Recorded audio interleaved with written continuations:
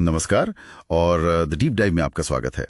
आज तारीख है 30 दिसंबर 2025 और हम भारत सरकार के एक बहुत ही महत्वपूर्ण दस्तावेज पर नजर डाल रहे हैं। जी, ये सामाजिक न्याय और अधिकारिता मंत्रालय का एक ऑफिस मेमोरेंडम है। और हमारा मिशन है यह समझना कि दिव्यांग व्यक्तियों के लिए जो प्रतियोगी परीक्षाएं होती हैं, उनसे जुड़े नियमों में एक बड़ा बदलाव क्यों टाला जा रहा है। बिल्कुल, ये एक पेज का ज्ञापन है, लेकिन इसकी कहानी काफी गहरी है। तो चलिए इसे समझते हैं।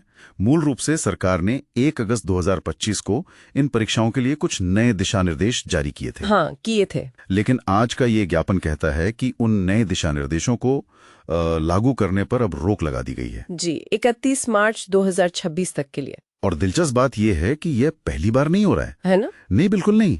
इससे पहले भी 10 सितंबर 2025 को एक ज्ञापन आया था जिसने इन्हीं नए दिशा निर्देशों को 31 दिसंबर 2025 तक के लिए रोक दिया था। तो आज का ज्ञापन बस उसी हुक को और आगे बढ़ा रहा है। बस आगे बढ़ा रहे हैं। हाँ, तो इसका मतलब ये हुआ कि जो भी प्रतियोगी पब्लिक परीक्षाएं जो 31 मार्च 2026 तक निकलेंगी, वो सब पुराने नियमों के हिसाब से ही होंगी। बिल्कुल, जो 2018 और 2022 के पुराने दिशा निर्देश थे वो वही चलते रहेंगे। अच्छा, तो ये ज्ञापन कोई कारण बताता है इसके पीछे? ये देरी क्यों हो रही है? हाँ, बताता है।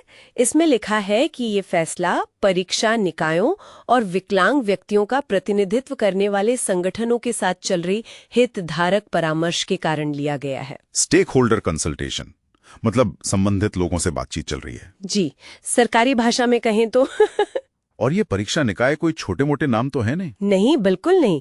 इस ज्ञापन की copy UPSC, SSC, railway board, national testing agency यानी एनटीए और आईबीपीएस जैसे सभी बड़े परीक्षा आयोजकों को भेजी गई है। बाप रे, मतलब इसका पैमाना बहुत बड़ा है। बहुत बड़ा। ये सिर्फ एक विभाग का अंदरूनी मामला नहीं है, ये देश की लगभग हर बड़ी सरकारी भर्ती परीक्षा पर असर डालता है। तो इसका मतलब ये है कि जो उम्मीदवार तैयारी कर रहे हैं उनके लिए फिलहाल कोई अचानक बदलाव नहीं होगा। हाँ, वो उन्हीं नियमों के साथ तैयारी जारी रख सकते हैं जिनसे वो पहले से परिचित है।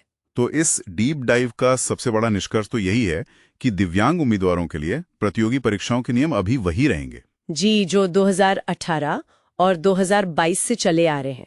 नए संशोधित दिशा निर्देशों को मार्च 2026 तक के लिए टाल दिया गया है ताकि और बातचीत हो सके। हाँ, पर इससे एक बहुत महत्वपूर्ण सवाल उठता है। क्या? ये दस्तावेज ये तो बताता है कि देरी हो रही है, पर ये नहीं बताता कि वो जो 1 अगस्त 2025 के नए दिशा निर्देश थे, उनमें असल में था क्या?